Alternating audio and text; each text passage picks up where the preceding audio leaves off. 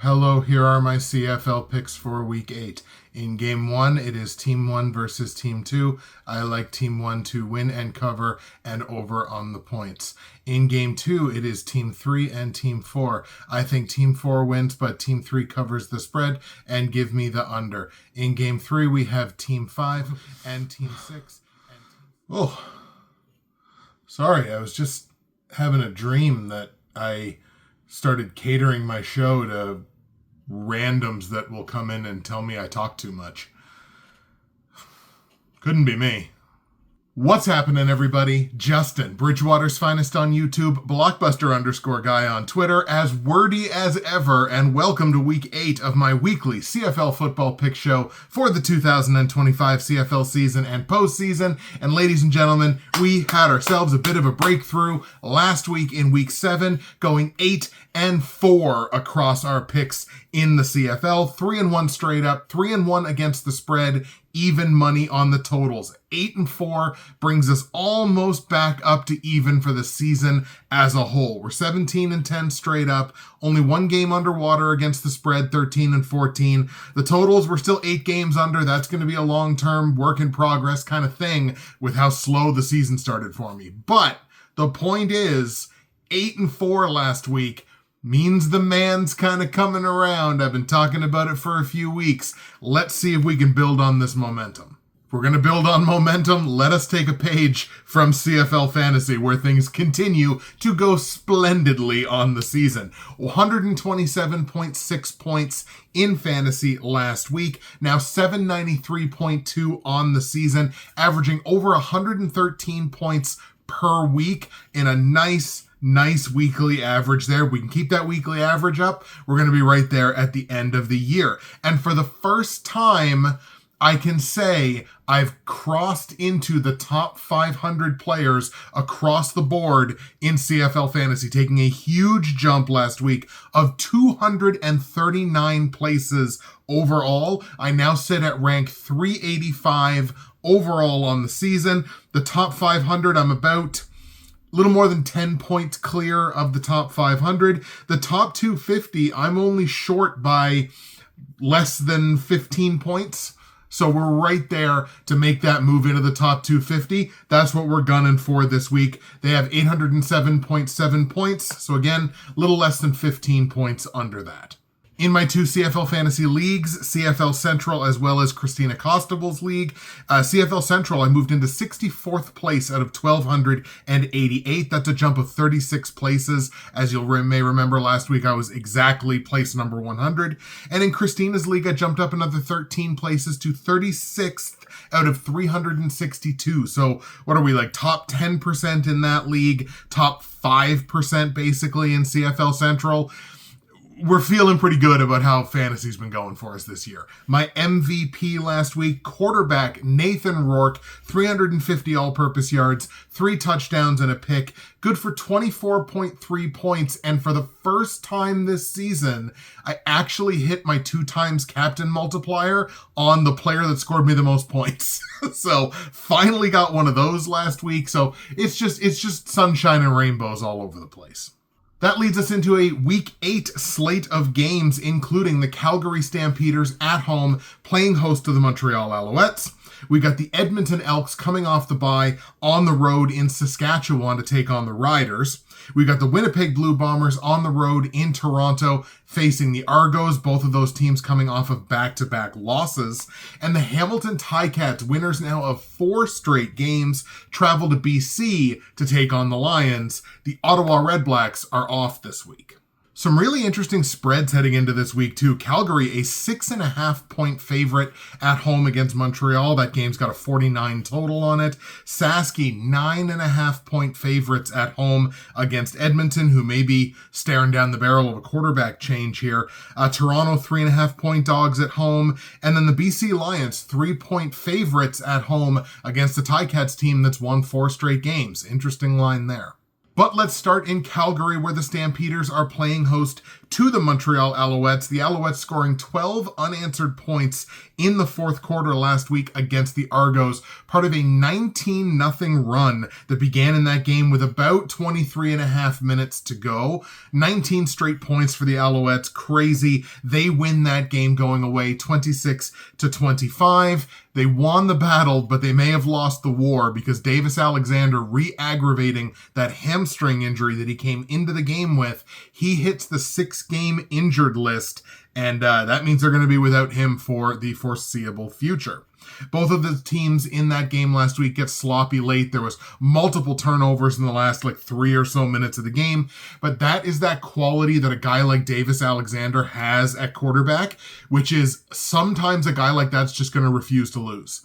He went into that going, God damn it, we are not going to lose this game. I don't care what we have to do. We're not going to lose this game. That game last week showed me that if I were a player in this league, I would run through a wall if Davis Alexander was my quarterback and asked me to do it. That's a guy you can get behind. That's a franchise quarterback type guy. It's a shame we're not going to be seeing him for a few weeks. And since the Alouettes are going to be embarking on this long stretch without Davis Alexander, they need to rediscover that early season efficiency on the defensive side. Coming into week 4, the Alouettes were pitching a 16.5, which was good for number 2 in the CFL on my defensive efficiency metric. Right now, they're at number 4, which is okay, but it's dropped down to 13.8, so it's a lot easier to score on the Alouettes, or at least it has been in the last 4 weeks than it was in the early part of the season.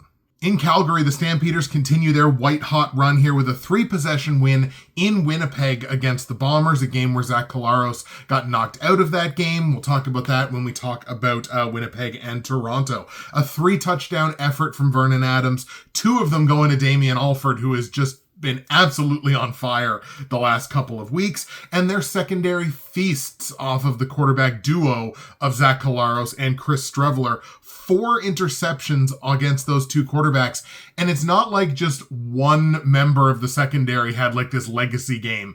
It was 4 interceptions from 4 different defensive backs, and basically everybody in the secondary got in on the act, whether it was an interception, a bunch of tackles, critical defensive or special teams plays. That secondary ran wild last week. The Calgary Stampeders are a full 9 yards per point clear of second place in my defensive efficiency metric over the last 4 games. They are so wildly more efficient than anybody else in the league over the last month. It's wild, wild stuff, just how good they've been. That's among the most dominant stats that look, this is my 7th season doing this show. That's one of the most dominant stats I think I have ever seen from any team ever. Also helps that the offense is averaging 28.5 points a game in that span. Pretty tough to beat. It's back to the McLeod Bethel Thompson show here from Montreal, and I just think it's a bad time to be going to Calgary and facing the Stampeders. I like Calgary in this spot in a pretty big way. Let's take the Stamps at home to beat Montreal. Against the spread, I think I'm actually going to lay this -6.5. I talked about it earlier, but I think, a double-digit win here is certainly on the table for the Stampeders. So I think I'm going to have to go ahead and lay the -6.5 here on Calgary. Total in the game set at 49 points. I do think this game stays under. It's not a 50, and boy, the unders have been hard to hit in the CFL so far this year, but we're talking about a defense that's been incredibly good, and another one that is going to have to strive to kind of, again, rediscover that form from the early part of the season. I think you get flashes of that in this game, and I think it keeps the total on the under. So let's take under 49 points in Calgary, Montreal. We're going to go 28-17 in favor of the Stamps. Stamps win, Stamps cover, under on the points. Let's go to Saskatchewan now, where the Riders are going to play host to the Edmonton Elks. The Elks coming into this game off of their bye after one of the most hapless and horrendous efforts I have ever seen for 4 quarters in a football game, if you want to call it an effort. 178 all-purpose yards in a 60-minute football game. they had nothing for them. They had nothing through the air. They had nothing on the ground. The offense could do nothing. And this defense has been horrid lately, which we'll talk about here in a second. But one of the most interesting things that we are starting to see now in this week of practice is that Cody Fajardo is splitting QB1 reps with Trey Ford in practice. So Edmonton could be on the precipice here of making a quarterback change. Cody Fajardo is, I think, exactly the kind of guy that you would want to bring into that spot to see if he can turn the offense around while the defense is, again, continuing to try to figure out something to do. Burn the game tape on that game last week. There's nothing good to be gained. There's nothing to be learned from like a negative amount of effort, which is what we saw last week. Again, somehow the Elks are still 5th in the CFL in overall efficiency. They're a top 3 offensive efficiency. They're just not seeing a ton right now. Like, they're not gaining a ton of yardage. What they gain, they're turning into points, which is good.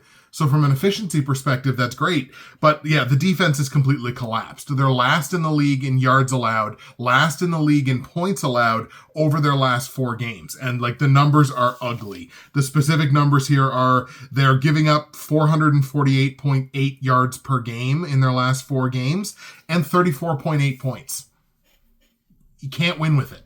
In Saskatchewan, the Riders are back on the happy side of par last week, holding on to beat BC. BC did have a bit of a comeback there in the 4th quarter, but Saski holds on for the win. Trevor Harris, another big game, 395 yards passing, as well as 3 passing touchdowns. Did have a pick, but that's more than a winnable effort there for Trevor Harris. And again, after coughing up, I think it was 134 yards rushing to the Stampeders in their previous game, the Riders' run defense really bounced back, only allowing 43 yards on 10 carries to the combination of, James Butler and Nathan Rourke. So that's nothing to sneeze at against the ground game in BC. You got guys there that can rip off big runs all over the place, keeping them to 43 yards on 10 carries. We got to like that. And this is a Riders team that has, for all intents and purposes, kind of weathered this injury storm that they've been dealing with over the past few weeks. They are still the number 2 team in defensive efficiency in the CFL over the last 4 games, and that includes the number 3 scoring defense. So they might give up some yardage, but they're right there when it counts to keep points off the board. And the offense just continues to push the ball down the field. They're the number 1 total offense in the last 4 games, number 3 scoring offense. So they keep pushing the ball on the offensive side, and the defense is more than doing its job. And in a game like this, that should be more than enough to beat the Edmonton Elks. Now, I am going to play this as though the Elks are going to make this quarterback change. They haven't made the announcement yet, but I'm going to assume that Cody Fajardo is in there at starting quarterback. I think that's a general upside to the Elks on the offensive side, which means I do think this game stays closer. Close enough that even though I like Saski to win, I'm going to take the plus 9.5 on Edmonton, which I don't trust their defense to do that, but I do trust Cody Fajardo to backdoor cover this number. 9.5 points, I think, is just too much here. So let's take the Riders to win, but give me that plus 9.5 points on the Edmonton Elks. Total in the game set at 54. I do think this game goes over. I think there's a chance that this game goes to 60, especially if Fajardo is in there starting quarterback. I'm going to go same final score that the Riders had last week, 33-27. So Riders win, but Elks cover the plus 9.5. Give me an over on the 54-point total. Let's go to Toronto now, where the Argos are going to play host to the Winnipeg Blue Bombers. Again, both of these teams coming in off of a pair of losses. Bombers skidding to their 2nd straight loss and losing Zach Collaros to an upper body injury, as we mentioned before, in that game last week against Calgary. Now, Collaros does say he's playing. I know a lot of people are kind of playing this like it's going to be Strevler. I don't know. It's that, again, that will remain to be seen as to who the starting quarterback is for Winnipeg in this game. I'm going to play it as if it's Collaros, and I think that's obviously better for the Bombers on the offensive side. Just a bunch of empty yards for them last week, though. 433 total yards. That was negated by the fact that they turned the ball over 6 times, 4 interceptions, 2 other turnovers. I think that might have been on downs. and going less than 45% on second down. So critical downs, critical distances, they just weren't getting it done on a reliable of enough basis to kind of keep them competitive in that game last week. Even when things are going not great, which they weren't in that game. Death, taxes, Nick Dembski being Nick Dembski. 6 catches for $146 and a touchdown for Nick Dembski, so there's always that silver lining. But uncharacteristic has been the word of the day for the Bombers, and it hasn't just been this day or yesterday. It's been for the last little while. The Bombers have now slid to a tie for 7th place in overall efficiency in the league in the last month. Bottom 3 in both offensive and defensive efficiency. Their offense is outpacing the defense by 32 yards a game, which is great. The offense is generating more yardage than the defense is giving up. We enjoy that. However, the offense is scoring 4 fewer points per game than the defense is giving up. So the efficiency on both sides of the ball has not been there over the last month. Some of it is injuries. Yes, I totally get that, and I'm not discounting that. And some of it has been quality of opponent, of course, all the time. But this is not the Winnipeg Blue Bombers team that we have been accustomed to seeing over the last few years. In Toronto, the Argos absolutely punt away that game against Montreal last week in the second half, now losers of 5 of the 6 games to begin their season. And their wins on offense, which they certainly have, like Nick Arbuckle has not been terrible at quarterback. The wins on the offensive side, which they've been getting in the receiving core, like they're doing good things on the offensive side, cannot keep up with their shortfalls on defense unless they're playing Ottawa. But if there's one area that the Argos are not winning on the offensive side, it's on the ground. The Argos have yet to top 70 yards rushing in a game yet this season as a team. Not talking about one individual rusher, not above 70 yards as a team. I think their best showing on the ground this year has been like 67 yards. Just like a completely negligible run game. They're not running. They're not trying to run. And it does make the offense pretty one-dimensional. Yet, that one dimension has been pretty darn efficient. Only the Ticats come close to the Argos in terms of offensive efficiency. Toronto putting up a 10.4 over their last 4 games. Good for number 1 in the CFL by quite a bit. And scoring 31 points a game on just 322 yards of offense. So they're really making the most of the yardage that they get almost entirely through the air. However, their defensive efficiency is putrid. It is the worst in the CFL as of right now, 11.8 over the last 4 games. Good for number 9. You know, the possibility here continues to linger that Chad Kelly could be making his return for the Argos. He is practicing. I think they were waiting for imaging to come back today to kind of figure out whether he'd be ready to play this week or not. I just can't trust this defense. I feel like there's one nuclear weapon in this game, and his name is Brady Oliveira. But here's what we're going to do here, because the Argos upset is definitely on the table. Like, they've played good enough. They've had winnable efforts that their defense has just kind of not shown up for.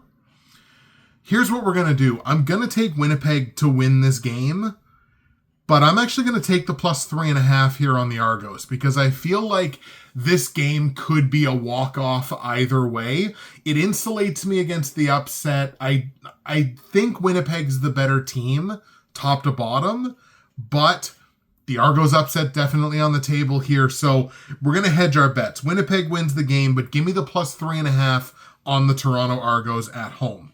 Total in the game set at 51. I feel really good about this game going over. So I think this is into like the high 50s in this one because, again, these two defenses have not been very efficient over the last while. We got the number 1 efficient offense in the league. So give me the over on this one. Let's go like a 30-28 final for the Bombers. Again, maybe the Bombers walk this game off. Winnipeg wins. Give me the plus 3.5 on the Argos and an over on the 51-point total. The last game we're going to look at, the Hamilton Ticats on the road in BC taking on the Lions. The Ticats last week reel off their 4th consecutive win, but do come into this game on the tail end of back-to-back road games. A much more convincing win last week for them in the rematch against Ottawa.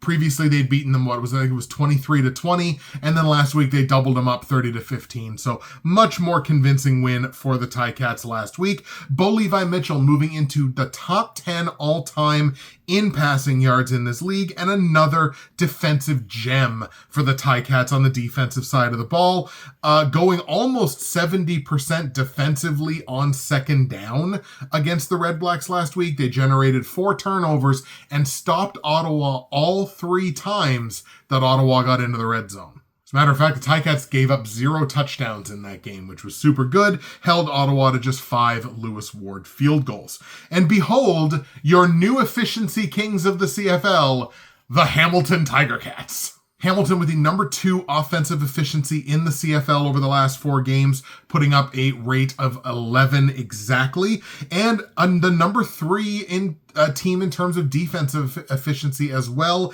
putting up a 14.3, which in this season with the scores skyrocketing, 14.3 is nothing to sneeze at. They're top 3 in the CFL right now, plus 3.7 and plus 2.5 yards per point respectively over what they were doing in week 4. So we've seen big improvements on both sides of the football, and this is now the number 1 scoring offense in the CFL over that 4-game span. On BC's side of things, the Lions comeback falls short against Saskatchewan. I think they scored at least the final 8 points of the game to make that game close, but they did still lose. I think it was 33-27 again. Another Herculean effort from Nathan Rourke, as we mentioned earlier, 350 all-purpose yards and 3 touchdowns in the pass game. A game where, look, I used to have this thing a couple years ago where I would harp on time of possession like it was the key to a bigger YouTube paycheck. I would harp on time of possession constantly. This is maybe the first game this season where, man, one more possession probably could have changed the outcome of the game. I think that's how close BC was.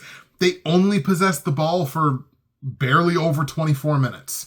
So look, ultimately as a game you lost by 6 points. Trying to figure out that one more possession worth of possession time in that game could have been the difference, or sent the game to overtime, or anything at that point could have happened. You only possess the ball for 24 minutes. It's tough to win a game. The Lions remain remarkably inefficient on the offensive side, even with Nathan Rourke coming back and playing at 100% and having great individual games. They're still the lowest efficiency offense in the CFL over the last 4 games, putting up a 17.1 rating, which again, worst league-wide. They're a great total defense. They do not give up a ton of yardage on the defensive side, but they're only number 5 in terms of the efficiency, so they might not give up a ton of yards, but they give up more points than they should. And when your offense is, again, remarkably inefficient, you can't afford to have a middling efficiency defense. It's kind of what the Lions have right now. So this is the game where the line is a big surprise to me, because the BC Lions at home are 3-point favorites. I don't think they should be the favorites in this game at all. I think the Ticats deserve to be the favorites in this game. I realize it's back-to-back road games for them, but again, here's the thing that I feel like I'm the only one that's talking about it. The BC Lions still have not had a bye this season. There are multiple teams in the league who've already had 2, and BC is the only team that has not had one yet. They've played all 7 weeks. They're about to play their 8th. Then they go on their bye for week 9. So look, they're the last game of the week. They're staring down the barrel of a bye week. They just got to get through one more game. You're telling me that this team's not looking ahead? So again, it makes no sense to me why the Lions are favorites in this game. I like the Ticats in this game outright, much less give me the +3. Hamilton wins this game outright in BC. Give me the +3 on the Ticats.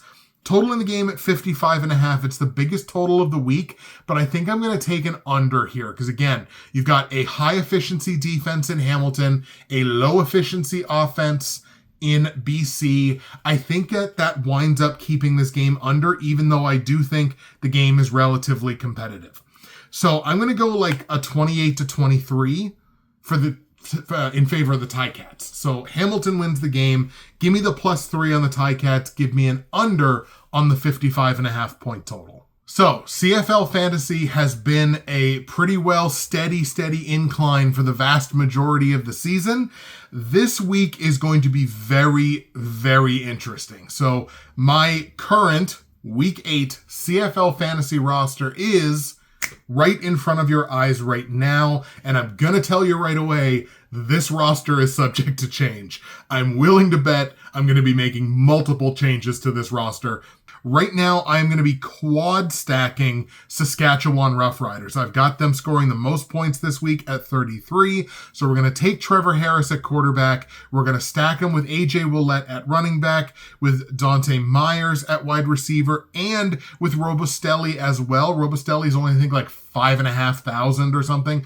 I got to a point with this roster where I really needed to save some money. My other running back is going to be Justin Rankin. I can't tell you how badly I wanted to put Brady Oliveira into this roster. I just couldn't find a way to make it work money-wise. So right now, Justin Rankin is in there, but I could definitely see myself taking my flex player, which right now is Johnny Augustine, because it looks like he's going to still be the starter for the Ticats this week. You're going to have to watch the injury reports there to see if Greg Bell does come back. But I could certainly see myself sliding Johnny Augustine over to running back and then swapping out Justin Rankin for a third wide receiver in the flex. I'm also going to rock the Ticats on the defensive side. The turnover discrepancy between these two teams is wild. Hamilton's generated a bunch on defense. BC is, I think, the lowest team in the CFL in terms of turnover ratio. So you could see multiple interceptions there, multiple turnovers. I'm going to take the Ticats on the defensive side, even though I do have BC getting into like the mid-20s on the scoreboard. I still think they're going to put up a decent value at $8,000. There you go, folks. Those are the picks and plays for you for Week 8 in the CFL. We'll go over them here with you one more time for our good friends who may have just skipped directly to this part of the video. I've got the Calgary Stampeders beating the Montreal Alouettes 28-17, laying the -6.5 on Calgary, staying under 49 points. The Saskatchewan Roughriders beat the Edmonton Elks at home by a score of 33-27. I'm taking the +9.5 on Edmonton in a game that goes over 54 points, with the caveat that I expect Cody Fajardo to be the starting quarterback. I got the Winnipeg Blue Bombers beating the Toronto Argos 30-28, which means I'm actually taking the +3.5 on Toronto in this game, in a game that goes over the 51 point total. And I got the Hamilton Ticats going to BC and beating the Lions 28-23, taking the +3 on Hamilton and staying under the 55.5 point total. That's the show for this week, folks. Thank you so much for watching. That's it for me, Justin, Bridgewater's Finest on YouTube, Blockbuster_guy on Twitter, and the conversation and talking will continue until morale improves. But look, we all know morale around here is very, very high. I love you for it. We'll see you next week.